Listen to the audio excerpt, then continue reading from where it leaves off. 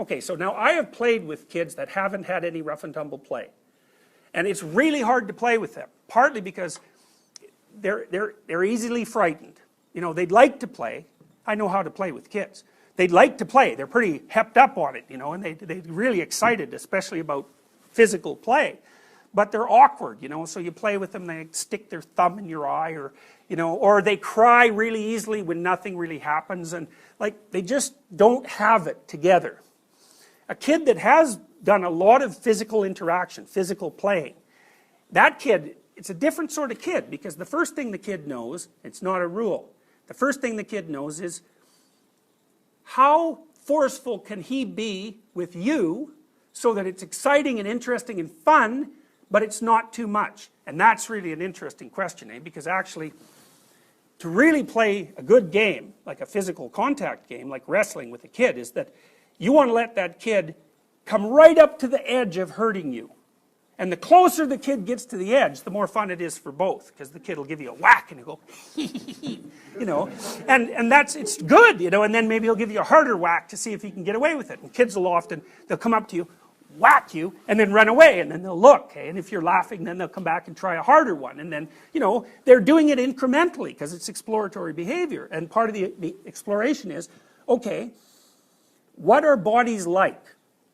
And the answer to that is, well, what can you get away with doing to them?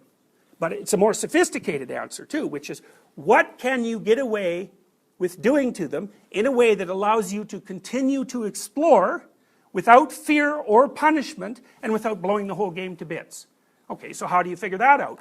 You do not talk about it, because you can't. You have to act it out. It's like, so the kid's hitting you and wrestling and pulling your hair and doing all these things, and you're modifying its behavior very, very carefully and in minuscule detail, and then you get a kid who can like wrestle like mad, and they're fun to play with. They bounce around like a dog that won't bite you, you know. A good, well-trained dog you can really play with, and you can play with them rough, and it's a blast. The dog has a good time, the person has a good time, it's like, excellent. That's a socialized dog.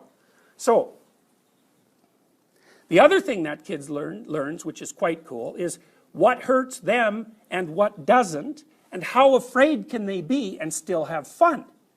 So, you know, when you're wrestling with a kid, you put them, you know, you put them face down, you put your elbow on them, you bend them around, you throw them in the air and catch them, you know, you grab them by the leg and maybe you pull them over, and, you know, and what you're showing the kid is, here's a bunch of things that your body can do, and it's okay that they're being done. That it isn't going to hurt you, and you're not talking about it, you're showing them. And so the kid gets kind of confident about what he or she can withstand physically, and the difference between pain and not pain, and the difference between fear and not fear, and when something's threatening and when it's not. It's very sophisticated. It's very sophisticated behavior. And that's partly why kids love to play. Now, one of the things that's happened, which is, you know, an indication of a deep sickness in our society, is that I used to work at a daycare center, when I was about your age, because I really like kids. And they like to play with me because I know how to play with them. And so one of the things I would do with the little kids was I would draw them horrible monsters, right? Like big teeth things on. I just sketched them out. They weren't any works of art, you know, but those damn kids, they would line up to get a picture of a monster. Draw me a picture of a monster. Draw me a picture of a monster. It's like, they love those little pictures of monsters. So that was pretty funny. And the other thing I would do is play with them. You know, I'd take them out in the yard and grab an arm and a leg and spin them around or bend them over and, you know, twist them around, let them crawl on me. And there was always one kid in the group who couldn't do that, though. He's like, he hadn't been paid attention to enough, you know, so he was, I think he was like a Taoist uncarved block. Very vague and ill-defined and clunky, and so kid like that, you know, you'd sit down, it's so sad. You sit down and you're interacting with the kids, and that kid comes along, sort of lumping along, you know, like this, and they plop on your lap, and they're about as sophisticated as like a 6-month-old, you know, and they're quite annoying, you know, which is a horrible thing because they're so desperate for attention. And it's too late often by the time they're 4. It's like, good luck fixing that, man. It's not going to happen. You know, and those kids are just screwed. Because what happens to them is they're so lumpy and ill-formed and uncomfortable in their body and socially clueless and inattentive and blind and ignored and resentful that no other kids will play with them. And it's no wonder, because the other kids are way the hell up on the play development trend, and so they're bored stiff by them. It's like playing with a 9-month-old, which kids will do, you know, but that's not peer play. And so those kids just drift off.